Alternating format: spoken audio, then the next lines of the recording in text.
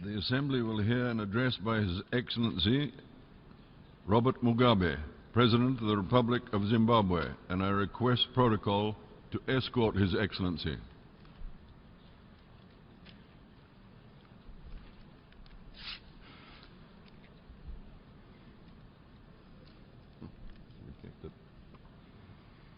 On behalf of the General Assembly,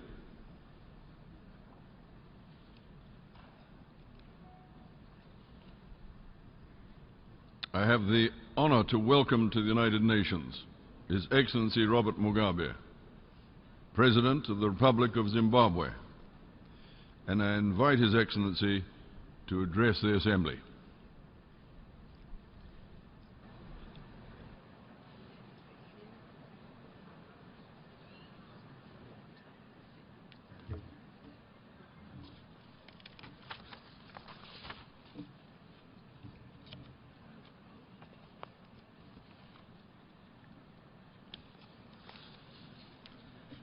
Your Excellency, Mr. Peter Thompson, the President of the 71st Session of the General Assembly, Your Excellencies, Heads of State and Government, Your Excellency, Mr. Ban Ki-moon, Secretary General of the United Nations, distinguished delegates, ladies and gentlemen, comrades and friends.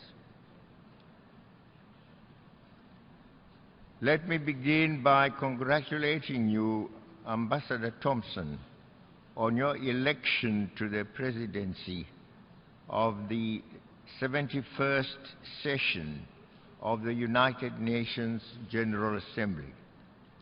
I also extend our deep appreciation to your immediate predecessor, Mr. Morgens Lienkentoft, for his able stewardship of this Assembly during the 70th session. Mr. President, we all vividly recall the momentous occasion in September last year when we adopted the ambitious Sustainable Development Goals Agenda 2030. This Assembly provides us with a unique opportunity to review the measures we have taken thus far at both the international and national levels, in line with our commitment to global socio-economic transformation. We hope that this time around, this agenda will meet better fate. We are encouraged that since September last year,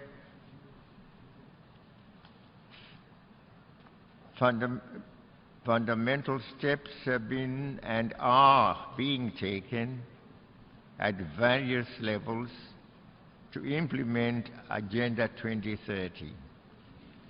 In this regard, we note the convening of the Global Infrastructure Forum in April this year, the convening of the Multi-Stakeholder Science, Technology and Innovation Forum in June, the launch of the Technology Facilitation Mechanism and the activation of it online platform. We also note the follow-up meetings pertaining to the development of concrete actions for the implementation of the Addis Ababa Action Agenda on financing and for development. These activities at the global level have been equally matched at the national level, with virtually all member states reporting preparations to implement this universal agenda. Mr. President, on our part, I'm happy to inform you that we have established national and multi-stakeholder and multi-sector structures to domesticate and implement the 2030 agenda. And we have done that in a coordinated and integrated manner with our National Development Program, the Zimbabwe Agenda for Sustainable Socio-Economic Transformation, in short, ZIMASET. Our task of domesticating Agenda 2030 has been made relatively less challenging in that the vision and aspirations of our national economic blueprint and the global agenda are basically the same. Our biggest impediment to the achievement of the 2030 agenda is the burden of punitive and heinous sanctions imposed against us by some hegemonic and neo-imperialist powers amongst us here. My country, Zimbabwe, is the innocent victim of their spiteful sanctions imposed by the United States and other Western powers. And these countries for some 16 years now have maintained the sanctions on us. As a country, we are being collectively punished for exercising the one primordial principle enshrined in the United Nations Charter, that of sovereign independence. We are being punished for doing what all other nations have done and still do, that is, possess, own their natural resources, and listen to the basic interests of their people. Those who have imposed these sanctions would rather have us pander to their interests at the expense of the basic needs of the majority of our people. As long as these economic and financial sanctions remain in place, Zimbabwe's capacity to fully and effectively implement Agenda 2030 will be deeply curtailed.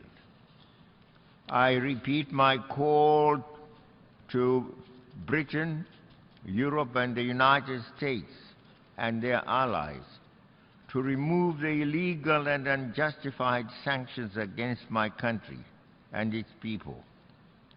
Let us all be bound by our commitments to Agenda 2030, under which we agreed to eschew sanctions in favor of dialogue.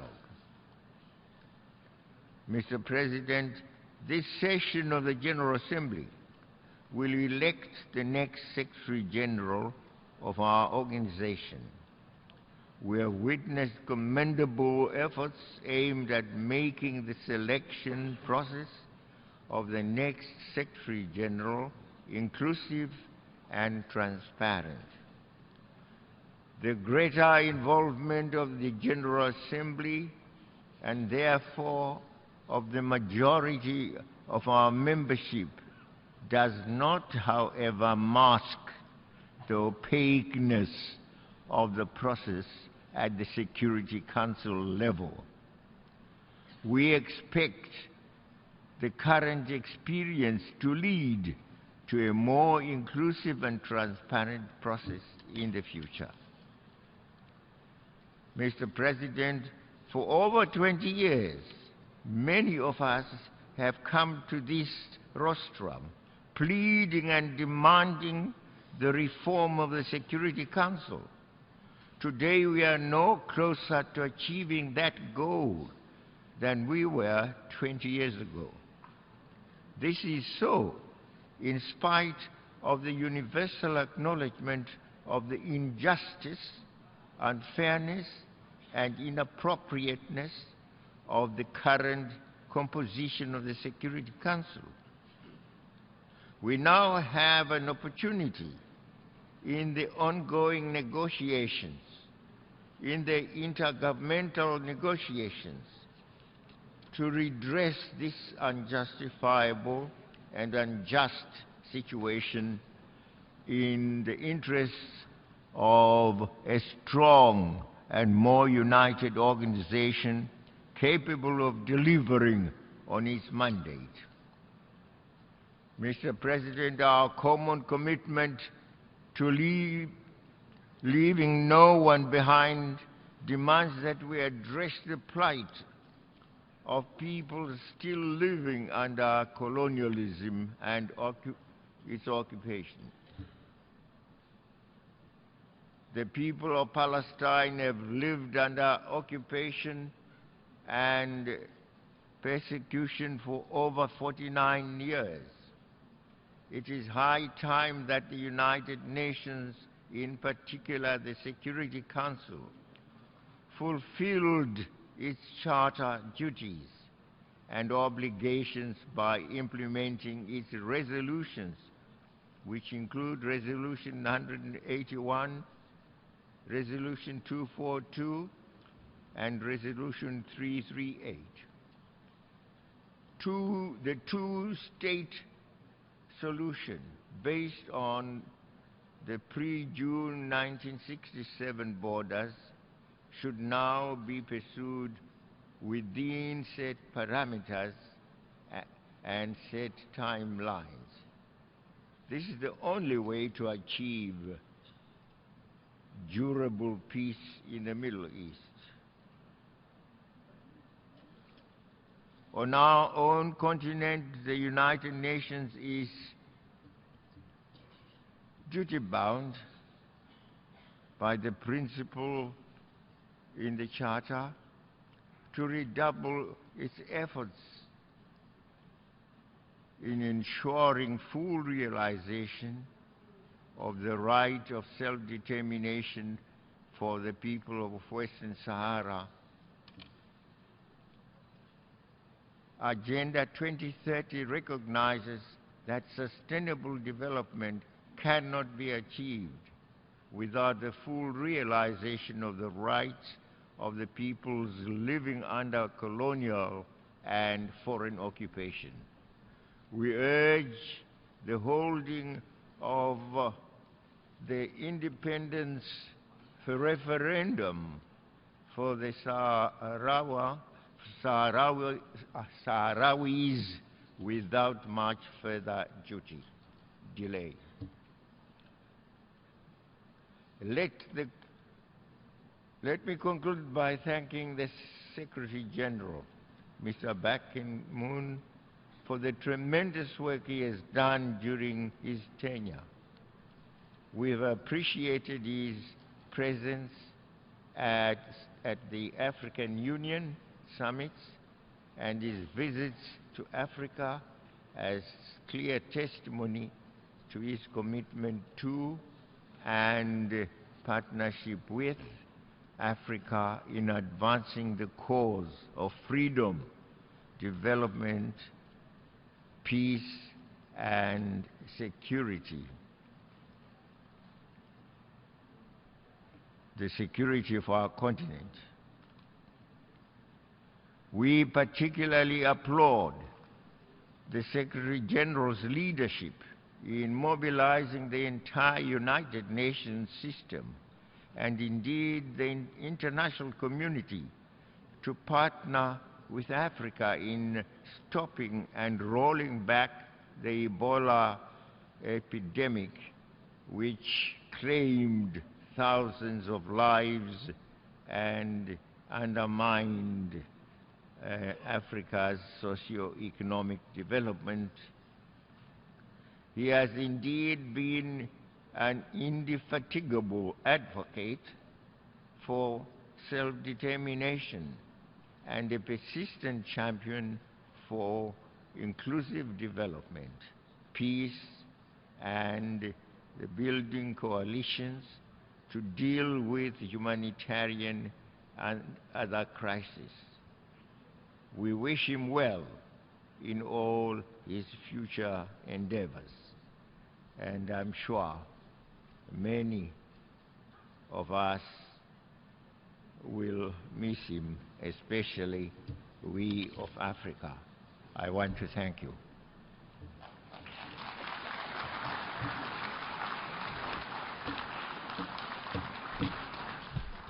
On behalf of the General Assembly, I wish to thank the President of the Republic of Zimbabwe for the statement just made. And may I request representatives to remain seated while we greet the President.